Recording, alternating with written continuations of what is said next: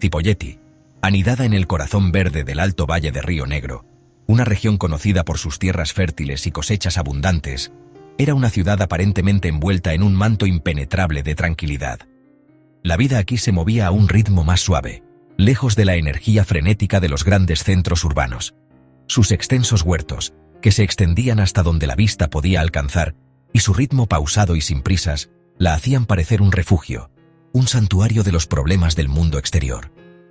Era un lugar donde el tiempo parecía ralentizarse, permitiendo a los residentes saborear las alegrías sencillas de la vida. Donde los vecinos no solo se conocían por su nombre, sino que también compartían un genuino sentido de comunidad y pertenencia.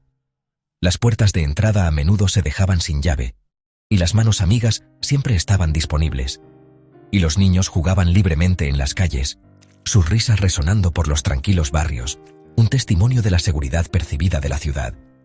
Los padres se sentían cómodos dejando a sus hijos vagar, sabiendo que estaban rodeados por una comunidad atenta y afectuosa. El crimen era un rumor lejano, una figura sombría de la que se susurraba en voz baja, algo que sucedía en metrópolis lejanas. Un mundo aparte de la tranquila realidad de Cipolletti. Era un concepto abstracto, desconectado de sus vidas diarias. La plaza central de la ciudad, con sus jardines meticulosamente cuidados y su fuente ornamentada, era el corazón social, el vibrante epicentro de la vida comunitaria. Y la comunidad se enorgullecía, quizás incluso se dormía en los laureles, de su inquebrantable sentido de seguridad. Era una fuente de identidad colectiva y un motivo de orgullo para los residentes. Pero bajo esta calma aparentemente impenetrable, como la quietud antes de una tormenta, tensiones ocultas bullían justo debajo de la superficie. Sutiles corrientes de inquietud que pasaron en gran parte desapercibidas para la mayoría de los habitantes del pueblo. En los años 90, una década marcada por significativos cambios sociales y económicos en toda la nación, mientras Argentina enfrentaba una gran agitación económica e inestabilidad política, un periodo de profunda incertidumbre para muchos, Cipolletti parecía notablemente intacta por el caos. Un santuario, un refugio seguro donde las familias podían encontrar consuelo y estabilidad en medio de la tormenta. Pero esa ilusión cuidadosamente construida, esa frágil sensación de seguridad, pronto se haría añicos, en una mañana de domingo de primavera aparentemente normal y fría, un día que quedaría grabado para siempre en la memoria colectiva del pueblo. El horrible crimen que siguió, un brutal acto de violencia, no solo se cobraría trágicamente las vidas de 3 jóvenes e inocentes personas, sino que también robaría irrevocablemente la inocencia de Cipolletti, alterando para siempre la percepción que el pueblo tenía de sí mismo y de su lugar en el mundo. El nombre de la ciudad, antes sinónimo de tranquilidad y comunidad, quedaría para siempre ligado, indisolublemente unido, a una de las tragedias más infames y desgarradoras de Argentina, un caso que conmocionaría a la nación y dejaría una cicatriz imborrable en el pueblo. Cipolletti, cambiada para siempre, nunca volvería a ser la misma. Su imagen idílica manchada para siempre por los acontecimientos que se desarrollaron en aquel fatídico día. María Emilia González, una joven brillante y ambiciosa de 24 años. Poseía una sonrisa cálida que iluminaba cualquier habitación y una determinación inquebrantable para cambiar el mundo. Era una estudiante de medicina dedicada, que ponía su corazón y alma en sus estudios. María Emilia soñaba con ser doctora, impulsada por un profundo deseo de sanar y cuidar a los demás. Su pasión por la medicina era evidente en sus incansables esfuerzos y su compromiso por aprender todo lo que podía. Su hermana menor, Paula, de solo 17 años, era igualmente radiante. Era vibrante y llena de sueños, con una risa contagiosa y un espíritu aventurero. Paula estaba a punto de la adultez, ansiosa por explorar el mundo y descubrir su lugar en él. Tenía un futuro brillante por delante, lleno de infinitas posibilidades. Su estrecho vínculo era obvio para todos los que las conocían. Compartían una conexión especial, apoyándose mutuamente en las buenas y en las malas. Las hermanas eran confidentes, mejores amigas y las mayores animadoras la una de la otra. Verónica Villar, de 21 años, era su amiga leal, una presencia constante en sus vidas. Estudiaba para ser maestra, impulsada por su pasión por la educación y el deseo de formar mentes jóvenes. Verónica imaginaba un futuro en el que podría inspirar y empoderar a sus estudiantes, ayudándolos a alcanzar todo su potencial. Las tres eran inseparables, un trío muy unido que compartía risas, secretos y sueños. Navegaron juntas los desafíos de la juventud, ofreciéndose apoyo y aliento inquebrantables. Cada una encarnaba la esperanza y la promesa de su generación, llenas de optimismo y la creencia en un futuro más brillante para Argentina. Representaban el potencial y las aspiraciones de una generación ansiosa por dejar su huella en el mundo. El 9 de noviembre de 1997, un día aparentemente normal, salieron a caminar en un día soleado de primavera, ansiosas por disfrutar del hermoso clima y de la compañía mutua. La calidez del sol y la promesa de una tarde agradable las llenaron de alegría. Buscaban aire fresco y conversación, una oportunidad para escapar de las presiones de la vida diaria y reconectar con la naturaleza y entre ellas. Fue una salida sencilla, un momento de respiro en sus vidas ocupadas. Las vieron por última vez riendo juntas, sus voces resonando por el campo. Esa risa despreocupada quedaría grabada para siempre en los recuerdos de quienes las conocieron y amaron. Caminaban por un camino rural cerca de Los Tilos, una zona tranquila en las afueras de Cipolletti. Esa imagen, tres amigas bajo el sol patagónico, siluetas contra el vasto paisaje, sería trágicamente el último recuerdo de sus seres queridos, una instantánea de alegría y amistad congelada en el tiempo. Sus vidas, llenas de planes y aspiraciones, sueños aún por realizar y futuros repletos de potencial, fueron brutalmente truncadas ese día, dejando tras de sí un legado de promesas incumplidas y profundo dolor. No eran solo nombres en los titulares, estadísticas en una trágica noticia. Eran hijas, hermanas y amigas, miembros queridos de sus familias y comunidades. Eran jóvenes con sonrisas brillantes y corazones esperanzados, con futuros por delante que se extendían como un camino abierto. Su pérdida dejó un vacío, un agujero enorme en la vida de quienes las amaron. Su desaparición y posterior destino perseguirían a Cipolletti y a la nación, convirtiéndose en un símbolo de injusticia y un grito de guerra por la verdad y la rendición de cuentas. Al caer la tarde del 9 de noviembre, una inquietante desazón comenzó a apoderarse de los hogares de las familias González y Villar. Los sonidos habituales de la vida familiar fueron reemplazados por un silencio roedor, puntuado solo por susurros ansiosos y el tic-tac de los relojes. Las chicas no habían vuelto de su paseo en bicicleta. Lo que comenzó como una preocupación casual se transformó lentamente en una aterradora certeza. Algo andaba terriblemente mal. La vibrante energía que solía llenar las habitaciones de sus hijas fue reemplazada por un inquietante vacío.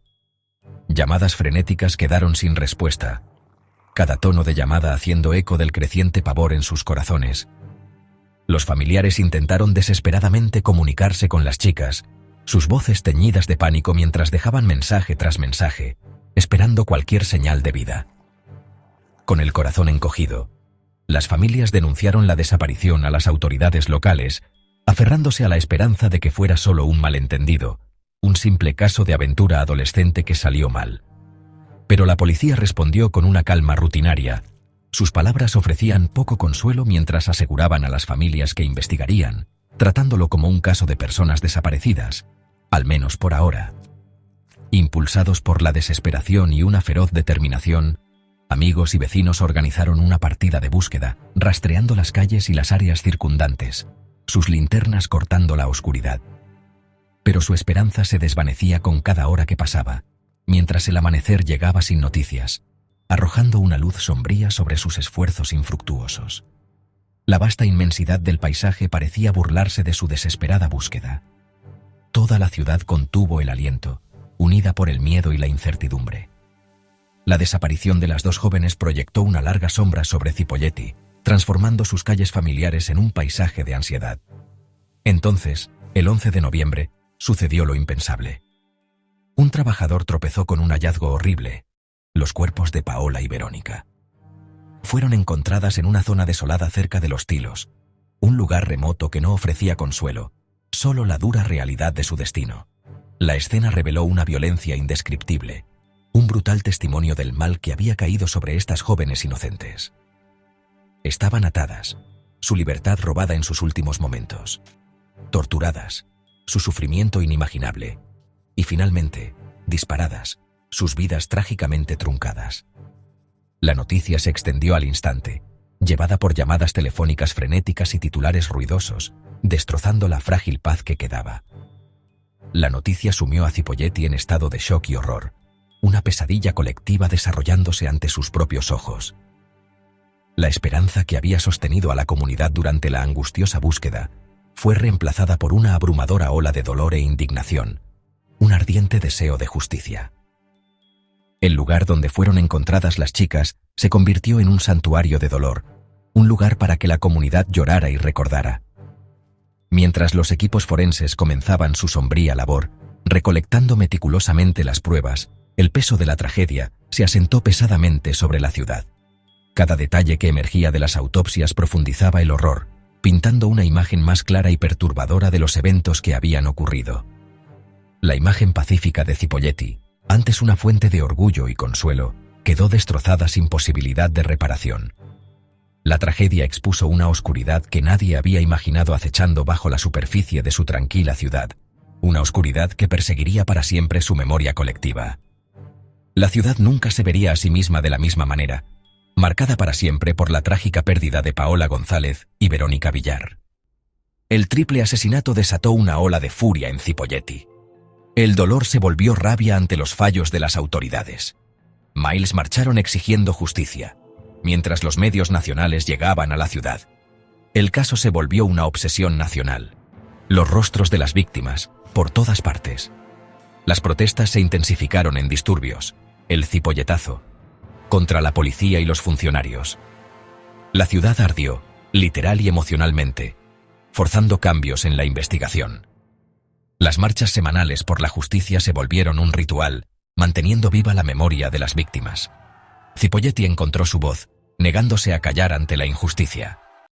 La investigación policial inicial fue caótica y estuvo plagada de errores. La escena del crimen fue contaminada por la multitud antes de que las pruebas pudieran ser recogidas adecuadamente. Los investigadores persiguieron rumores y pistas débiles, presionados por el público y los medios. La falta de experiencia y una estrategia clara fue dolorosamente evidente. Surgieron múltiples teorías, desde crímenes relacionados con drogas hasta rumores descabellados, pero nada sólido. El proceso judicial se enfrentó a un intenso escrutinio, con las familias y la comunidad dudando de su dirección. Los errores iniciales generaron una profunda desconfianza en el sistema de justicia. Este clima de sospecha perseguiría el caso durante años. En medio del caos, Claudio "el pájaro" Wallace se convirtió en el principal sospechoso. Conocido localmente, con antecedentes penales, fue rápidamente detenido, aunque la evidencia era mayormente circunstancial. La investigación se expandió, implicando a otros, y una teoría de un crimen de banda tomó forma.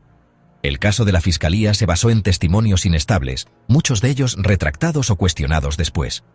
Los abogados defensores argumentaron que sus clientes eran chivos expiatorios, víctimas de una investigación defectuosa. La fase previa al juicio fue un campo de batalla legal, con piezas faltantes e historias contradictorias. Wallace permaneció en el centro, mientras el caso iba a juicio, dividiendo a la comunidad. Algunos creían en su culpabilidad, otros lo veían como un objetivo conveniente. El juicio pondría a prueba no solo al acusado, sino a todo el sistema judicial. El juicio de 2001 fue uno de los más controvertidos de Argentina.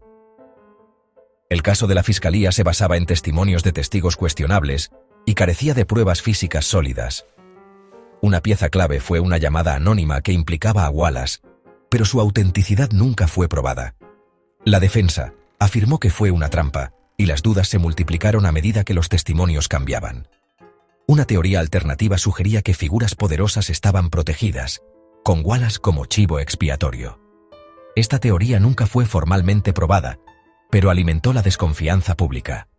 El veredicto, cadena perpetua para Wallace, absolución para otros, no satisfizo a nadie. ¿Cómo pudo un solo hombre cometer un crimen así? Las preguntas persistieron. El juicio dejó cicatrices, dudas y una sensación de justicia incompleta.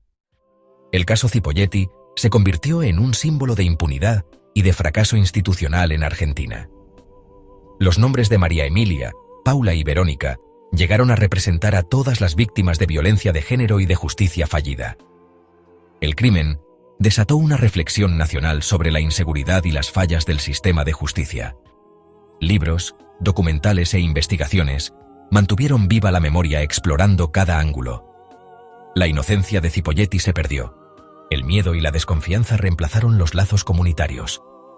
Las marchas semanales se convirtieron en un símbolo de resistencia cívica y la lucha contra el olvido. El caso llevó a debates y reformas en los procedimientos policiales y forenses. Ahora se estudia como una historia de advertencia en derecho y criminología. De la tragedia surgieron lecciones dolorosas, lecciones que aún dan forma a la búsqueda de justicia en Argentina. Décadas después, el triple crimen sigue siendo una herida abierta en Argentina. Para las familias de las víctimas, la búsqueda de la verdad y la justicia plena continúa a diario. El veredicto oficial no trajo paz. Demasiadas preguntas quedan sin respuesta. El caso es parte de la identidad de Cipolletti, un recordatorio de su día más oscuro y de su resistencia. Para las generaciones más jóvenes es una lección de memoria y la exigencia de justicia. Las teorías de encubrimiento y la implicación de personas poderosas todavía persiguen la historia. Recordar el crimen es un acto de resistencia, manteniendo vivos los nombres de las víctimas y exigiendo más de la sociedad. La herida solo sanará cuando la verdad completa salga a la luz. Un día que muchos aún esperan con esperanza.